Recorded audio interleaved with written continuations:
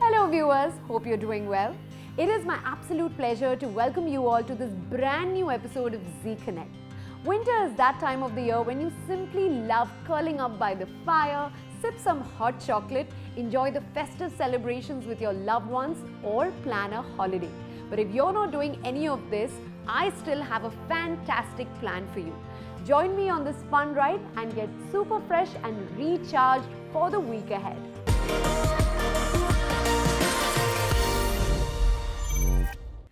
Dubai Shopping Festival's flagship alternative shopping destination, Etisalat Market Out of the Box, completed its 10th anniversary this year. People who looked for a happening weekend spot to shop, watch some amazing artists perform, and catch some crazy selfies against the New York City-inspired backdrops headed straight to Dubai Design District, the new home of Etisalat Market Out of the Box. Enough said, let's now check the place together.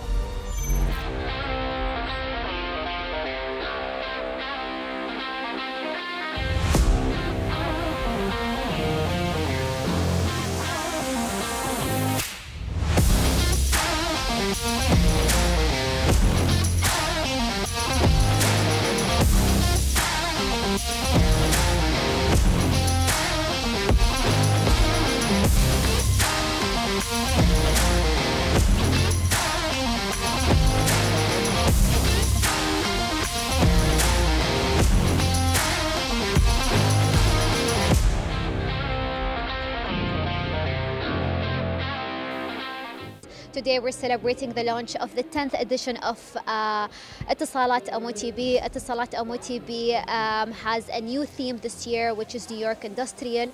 Every single year, we started this since 4 years now. We get inspired by the major cities. Last year it was Asian pop culture inspired by South Korea. This year it is inspired by the most loved city across the world, New York City. We have over 60 vendors participating this year. 60% of them are local vendors, 30% are international, and 10% are GCC, in addition to 20 F&B participants for this edition. MOTB is a very unique shopping experience because it includes entertainment, it includes different kind of activities for all of the families. In addition to MOTB, today we're celebrating the second year of Dubai Beats, which is launching today for 4 nights, 19th, 20th, 26th and 27th of January. MOTB is the destination for the whole family. Everyone will have something to do at Etisalat MOTB.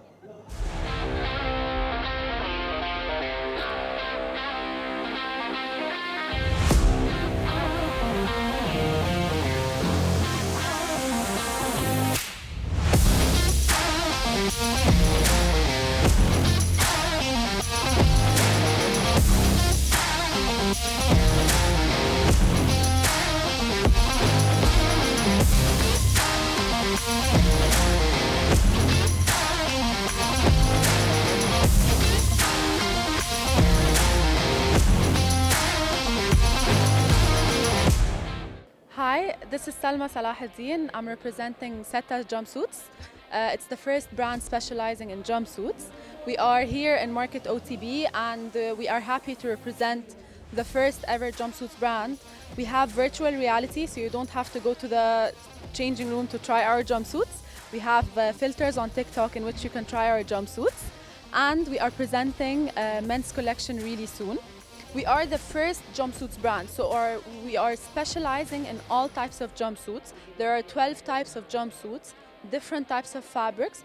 We are promoting the fact that not anyone can wear jumpsuits. You don't have to be with a special figure or a special size to wear our jumpsuits. We have specialized in really technical fabrics in which any girl with any different length or torso or size can wear our jumpsuits. Also, something very important to add, we are so happy and proud to be partnering up with Al Jalila Foundation. we are dedicating 5% of any purchase of any jumpsuit to their initiatives and supporting women and children in the UAE. Hi, I am Lina Kaziz from 1921. I want to introduce my brand to you. My brand is 1 year old. It's my small baby. And the idea of the brand is to empower women. Each piece is made to highlight a woman's feature, to give her power, to give her more, femininity and just more confidence. So, for example, if you see a woman passing by with this slip ring, you cannot skip her. You cannot just pass by her and not see her. Also for our face chains, for our hand chains, body chains, come check it out. Time for a short break, but I will take you to witness some adrenaline-charging dance moves right after. Don't go away, I will be right back.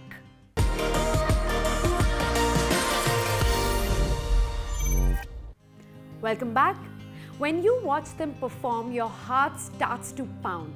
Their gravity-defying moves will leave you completely flabbergasted and in awe of this high-octane crew coming to Dubai for the very first time for their performance at the Global Village. We had a chance to meet the unbeatable who have not just won competitions but also their audience's hearts the world over. Know about their journey, their dreams and what makes them truly unbeatable.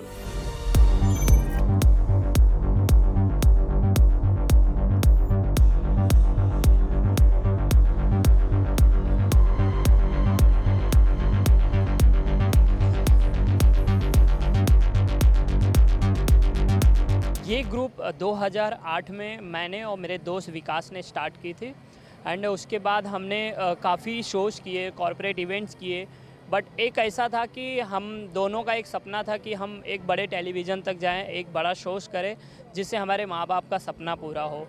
और विकास जो मेरा दोस्त था, of course उसके daddy काफ़ी ज़्यादा मम्मा बहुत खुश रहती थी क्योंकि वो डांस के लिए वो हैप्पी थी, लेकिन डैडी को पसंद नहीं था। और जब भी वो रिहर्सल्स करके आता था घर पे तो डैडी यही बोलते थे, इतने रात तक तू कहाँ रहता है, क्यों इतना लेट आता है, पढ़ाई पे क्यों नहीं ध्यान देता है। बट वो उसके लफ्ज़ एक ही निकलते थे कि डैडी मैं एक दिन आपको इस टेलीविज़न तक लेके आऊँगा। बस उसका यही एक सोच था, यही सपना था। और इसी तरह हमारे कंटिन्यू रिहर्सल शोज़ हम करते रहे। बट 2015 में एक ऐसा मोड़ आया कि हमारे खुद के नाम से हम एक शोज़ कर रहे थे और रिहर्सल्स के दौरान एक हमारे साथ एक्सीडेंट हुआ और उस एक्सीडेंट में विकास को चोट लगी थी, काफ़ी मार लग गया था और उसके बाद वो हॉस्पिटल में एडमिट हुआ और 1 मंथ तक हॉस्पिटल में था और उसके बाद वो हमारे बीच नहीं रहा क्योंकि हमने काफ़ी मेहनत की थी। बट कहीं ना कहीं ऐसा लगा कि हमारा सपना पूरी तरह से टूट गया और मम्मी पापा काफ़ी नर्वस हुए क्योंकि एक ही लड़का था वो माँ बाप का और हमारा ग्रुप 2015 में पूरी तरह से टूट गया, सारे बच्चे बिखर गए, कोई नहीं रहा हमारे साथ।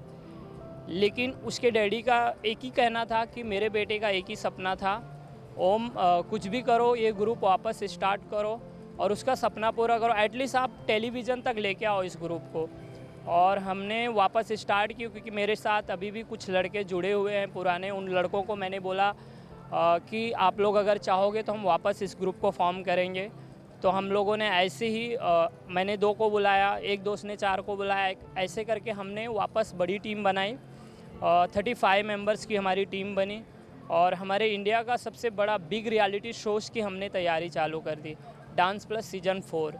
और उस शो के दौरान मतलब इतना अच्छा हमने परफॉर्मेंस दिया, इतना अच्छा हमारा एक्ट हुआ और हम सिलेक्ट हुए, उस शो के फाइनलिस्ट बने।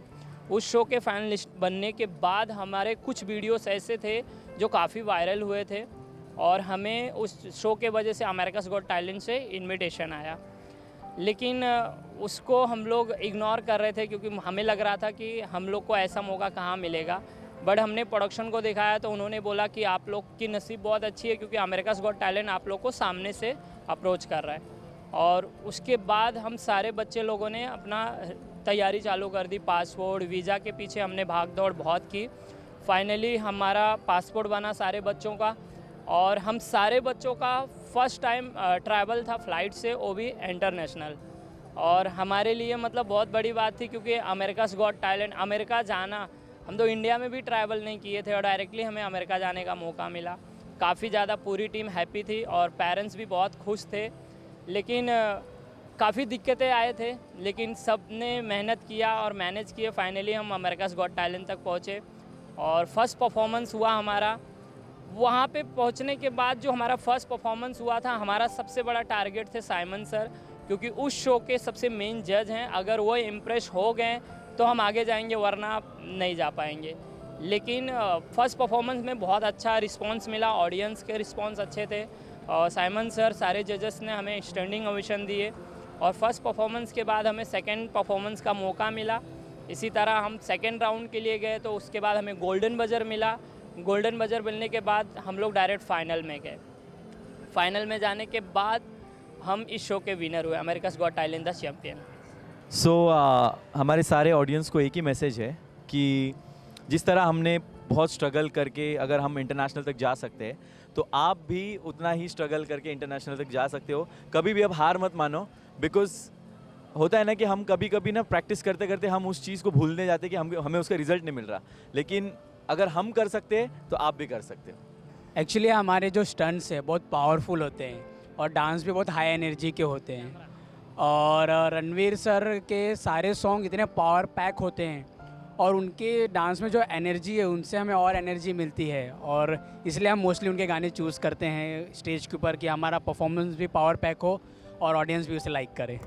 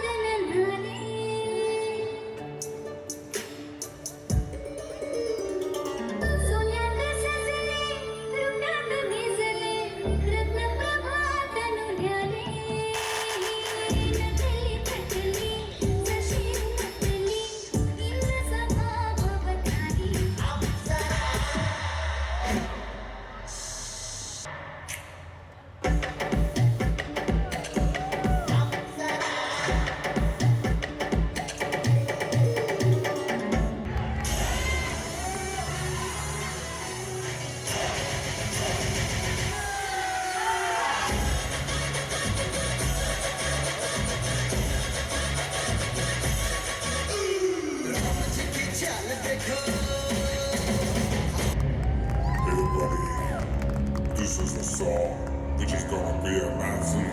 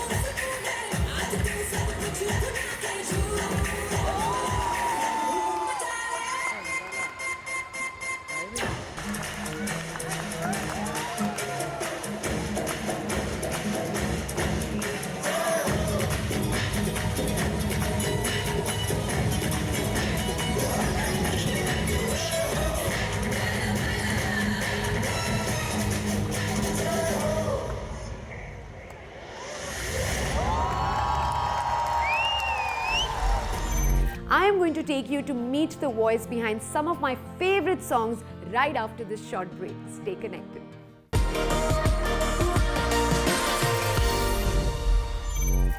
Welcome back.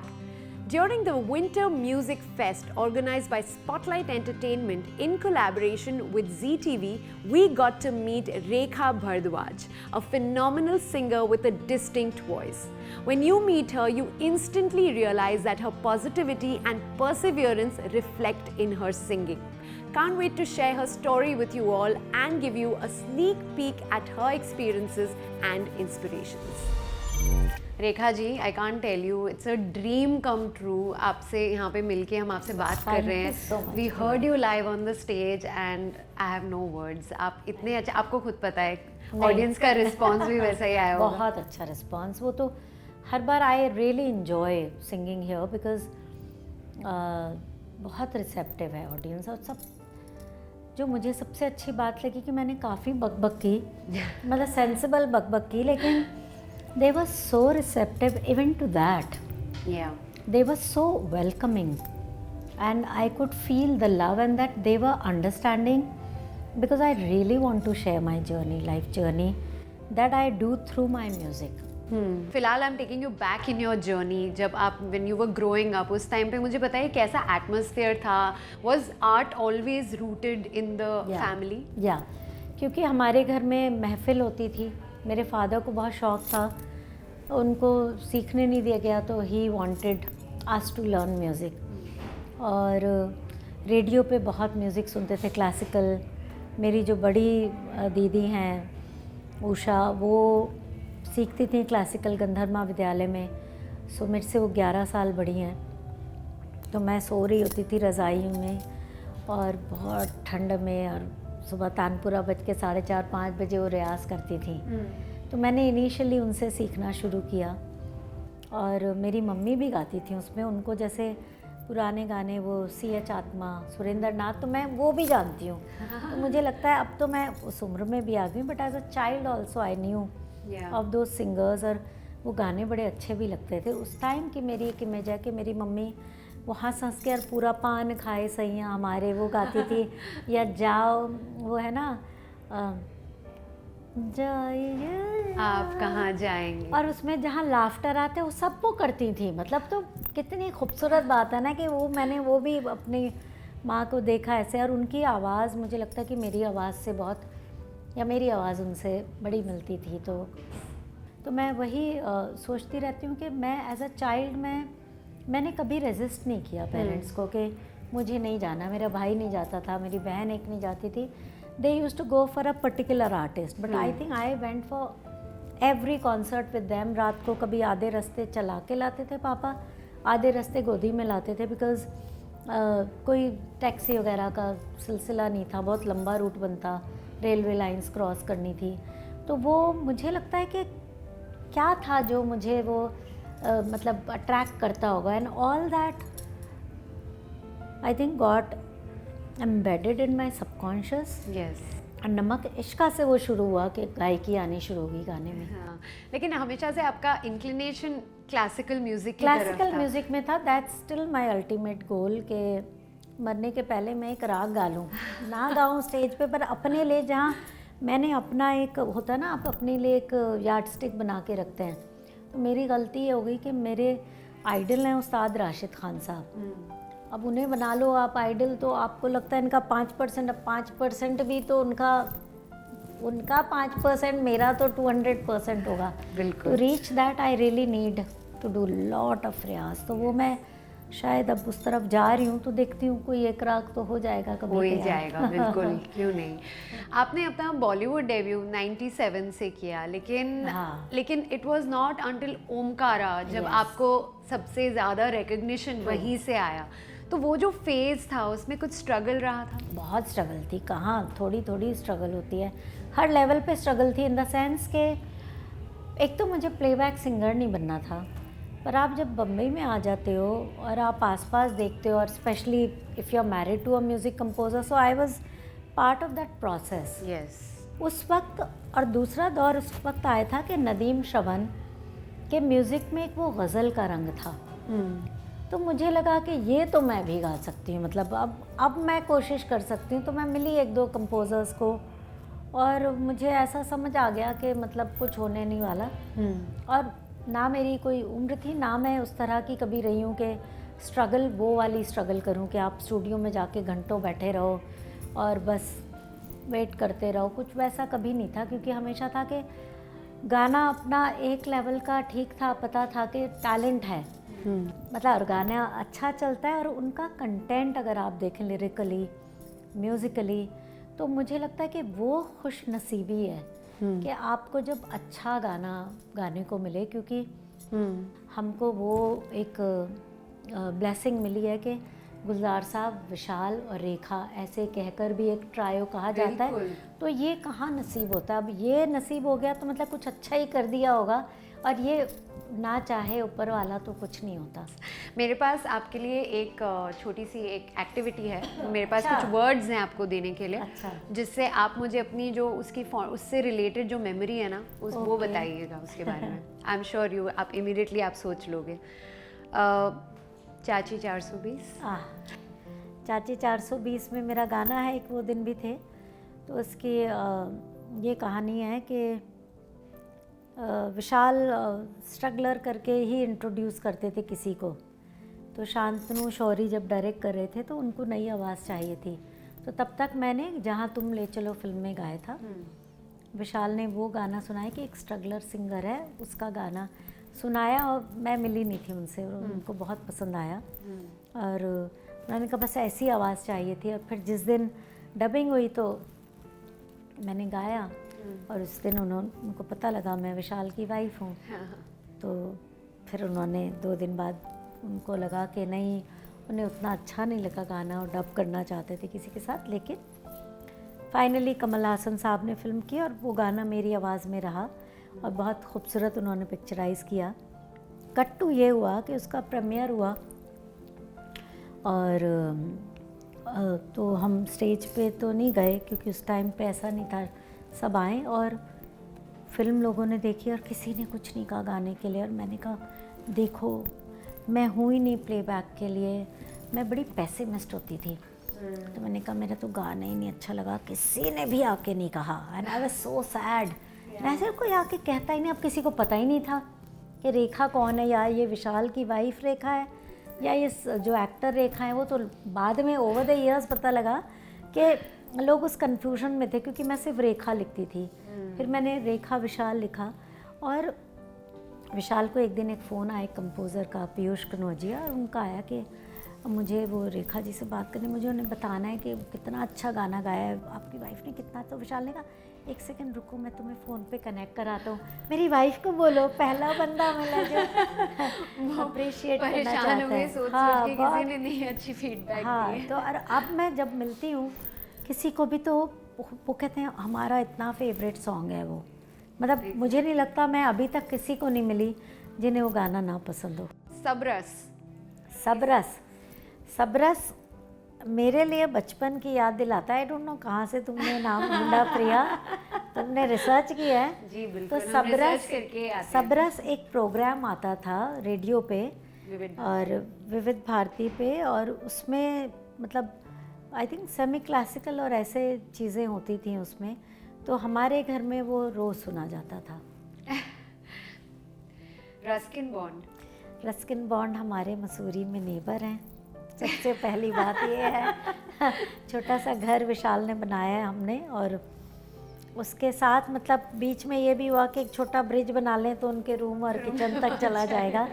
सर्दियों में हम उनके यहाँ जाते हैं और किचन में बुखारी जलती है, और वहाँ बैठकर हम लोग ओल्ड मंक पीते हैं और फिर बातें करते हैं और वो कहानी सुनाते हैं। और मैं वो पहले ऑथर हैं जिनके साथ मैंने उनकी किताबें बहुत पढ़ी, और उसके बाद मैंने उन्हें बहुत सवाल किए कि उनकी जो ऑटोबायोग्राफिकल स्केच लगा मुझे, तो आई वुड आस्क हिम कि बचपन में वो वाला रस्टी जो है वो वाला सीन आपका है क्या, वो उधर है। तो बहुत बहुत अच्छी एक रिलेशनशिप उनके साथ होती है, और बहुत खूबसूरत रिलेशनशिप है। ओके, 2 और। Hindu college. Hindu college, yes, very special. एक तो ये कि वहाँ विशाल मिले हिंदू कॉलेज में, और मुझे वो बहुत पसंद है कॉलेज।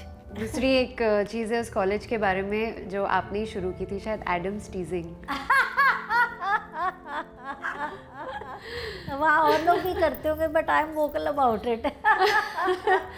वहाँ पे आपने बस मतलब ये बना दिया था कि सिर्फ लड़कियों को क्यों छेड़ा हाँ, जाता है। मैं फेमिनिस्ट होती थी और जीन्स पहनती थी, बॉय कट बाल थे आगे ऐसे फ्रिंज, और पतली दुबली होती थी तो कूदती बहुत थी, रबर की चप्पल पहन के जाती थी बहुत स्टाइल में कि बस टॉम बॉयश थी बेसिकली।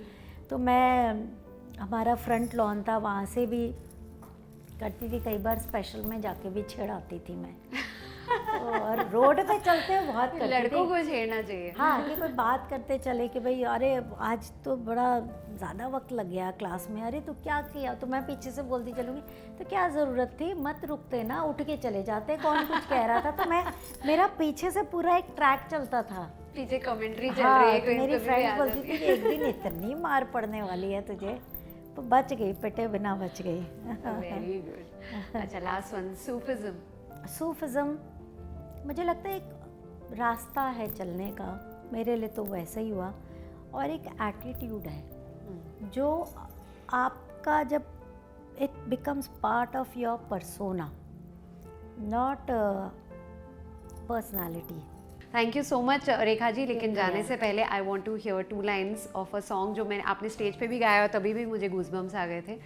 ऐसे क्यों? अच्छा, अक्सर तुमसे मिलकर मुझको घर सा लगता है, फिर क्यों दिल ही दिल में कोई डर सा लगता है, बीता जो वाकया सोचूं मैं क्यों भला, बीती बातों से दिल को दुखाना ज़रूरी है क्या, हाँ ऐसे क्यों, हाँ क्यों, हाँ क्यों, वो कुछ बोले ना ऐसे क्यों, हाँ क्यों, हाँ क्यों, तू कुछ बोले ना, बोले ना। Lovely lovely. मैं आपको दिखा भी नहीं, गूज़बम्स आ गए all over. It's Yeah. So good, it's so good. Thank thank you you. So much Rekha ji. It's been such a pleasure talking to you. Same So here. inspiring. Thank you so much. Lots of love. With this, we come to the end of the episode. We hope you enjoyed it and will join us next Sunday, same time, same place. Until then, if you miss us more during the week, then do check our socials that are mentioned right here. Like, follow, and subscribe so that we are connected always. Take care and make the most of this beautiful weather until it lasts. See you soon.